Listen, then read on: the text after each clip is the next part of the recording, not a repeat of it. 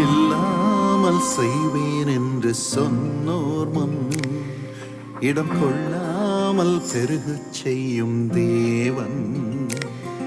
உனை இல்லாமல் செய்வேன் என்று சொன்னோர் முன் இடம் கொள்ளாமல் பெருக செய்யும் தேவன். நேராகும் வாய்ப்பில்லா உன் வாழ்வை சீராக மாற்றிட வருவாரே. ஓ